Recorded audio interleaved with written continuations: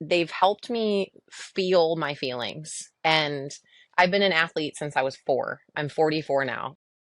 Never in my wildest dreams thought that this would be a conversation that I would be having. Even 1 year ago today, I would never could have even forecasted my future to look like being interviewed for a normalizing psychedelic interview. So my name's Adrienne Smith, and I am a mom. I live in Santa Barbara, California. I own a yoga studio called Power of Your Own, and we've been in business here in town for 12 and a half years.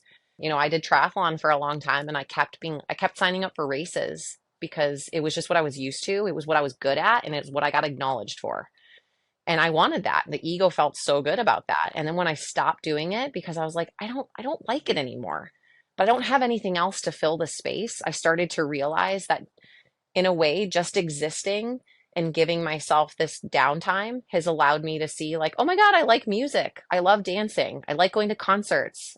I don't even know how this came to be something that I practiced, but I would take a 500 milligrams or a gram of mushrooms, and I would go on a walk just outside of my house, take maybe like 45 minutes to an hour. And then I would come home, I'd put in headphones, and I'd turn on a sound healing, and I would lay on my floor and just feel. And that would be the time of like the most intense like sensory experience. So like sound was louder. I could feel my body more. I would always put something over my eyes because I always noticed that during that time, I do want to go internal and feel what's happening. Then all of a sudden, I'm like, I just gave myself intentional downtime, different from watching movies and Netflix and scrolling on Instagram downtime. I like to call that like creative time. And and then all of a sudden, that creation of space gives me ideas later. Like the next day, I'm listening to people differently. I'm paying attention for, and not intentionally paying attention for ideas, but they're just coming forward because I'm able to listen.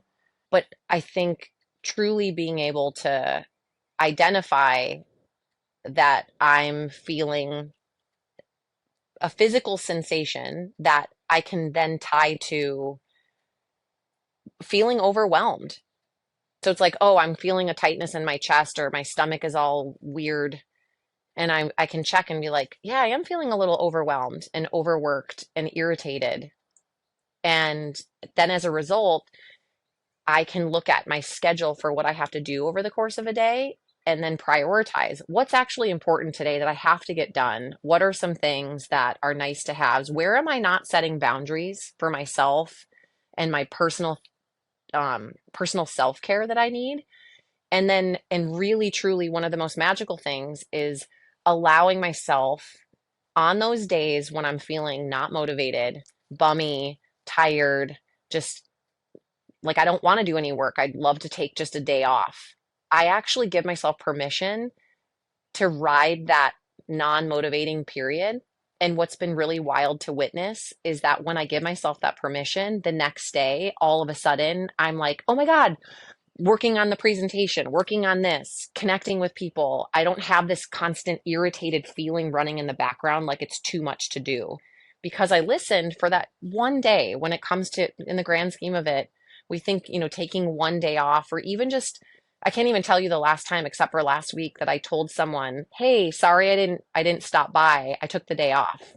And I was like, I never say that because no one's ever given me permission and I've never given myself permission to, and I should say it's not anyone else, it's myself to take a day off, to physically, mentally recharge and then get rebooted